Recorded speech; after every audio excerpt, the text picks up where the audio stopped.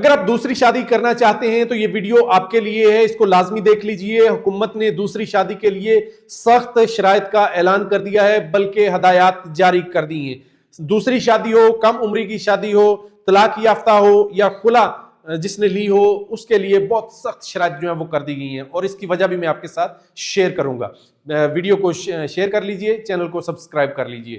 بات کر لیتے ہیں سب سے پہلے دوسری شادی کی۔ اگر کوئی دوسری شادی کرنا چاہتا ہے تو اس کے لیے اس کو بہت سارے قوائف جو ہیں وہ پورے کرنے ہوں گے۔ اس کی وجہ میں آپ کے ساتھ شیئر کروں گا، بتاتا ہوں کہ یہ کیوں کیا ہے۔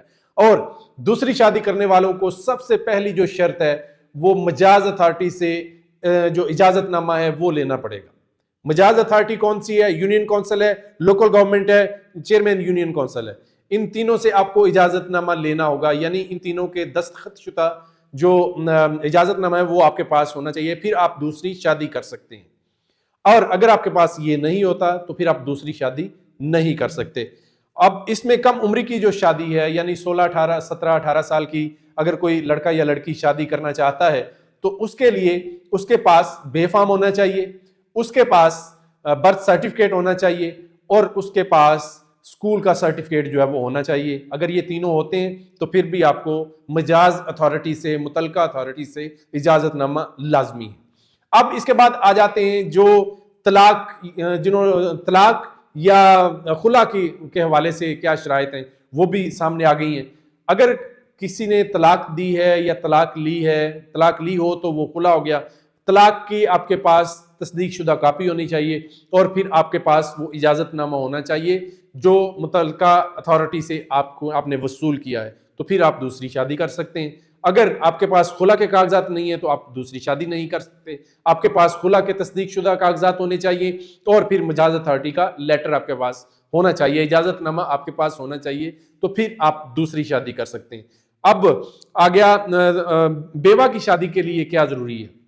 اگر کسی عورت کا مرد یا شوہر فوت ہو جاتا ہے تو اس کے لیے بھی یہ دو چیزیں بہت لازمی ہیں۔ ایک تو اس کے شوہر کا ڈیتھ سرٹیفکیٹ اس کے پاس ہونا چاہیے، اور اس کے بعد اس کے پاس جو اجازت نامہ ہے شادی کا وہ ہونا چاہیے۔ وہ اجازت نامہ یونین کونسل سے مل سکتا ہے، لوکل گورنمنٹ سے مل سکتا ہے، وہ اجازت نامہ چیئرمین یونین کونسل سے مل سکتا ہے۔ تو یعنی لب لباب یہ ہے کہ آپ کے پاس اگر اجازت نامہ نہیں ہے تو آپ نہ دوسری شادی کر سکتے ہیں، نہ کر سکتی ہیں، نہ کم عمر بچوں کی شادی ہو سکتی ہے۔ اب اس کی ضرورت کیوں پیش آئی؟ اس کی ضرورت اس لیے پیش آئی کہ بہت سارے مسائل کا سامنا تھا۔ شادی کے جو قوانین ہیں ان کے اوپر عمل درآمد نہیں ہو رہا تھا۔ اب شادی کے جو قوانین ہیں ان کے اوپر عمل درآمد کروانے کے لیے یہ اجازت نامے کی شرط رکھ دی گئی ہے۔ اجازت نامہ ہوگا تو آپ کی شادی ہوگی، اور یہ جو نکاح ہوگا وہ اجازت نامے کے بغیر رجسٹرڈ نہیں ہوگا۔ مطلب میں آپ کو یہ بتانا چاہتا ہوں کہ دوسری شادی میں بہت سارے مسائل ہوتے ہیں۔ کوئی پراپرٹی کے مسائل آ جاتے ہیں، کوئی جو پہلی بیوی ہے اس کے مسائل آ جاتے ہیں، رشتہ داروں کے مسائل آ جاتے ہیں، خاندانی مسائل بہت زیادہ جو ہیں وہ ڈیولپ ہو جاتے ہیں۔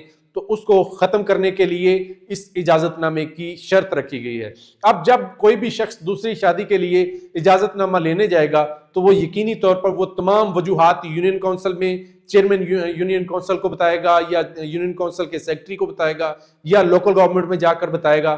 تو وہاں پر کوشش کی جائے گی کہ ان کے وہ جو مسائل ہیں ان کو حل کیا جائے۔ اگر پھر بھی شادی بہت ضروری ہے تو پھر ان کو اجازت نامہ دے دیا جائے گا، پھر وہ شادی کر سکتے ہیں، اور شادی کرنے کے بعد ان کا نکاح رجسٹرڈ ہو جائے گا۔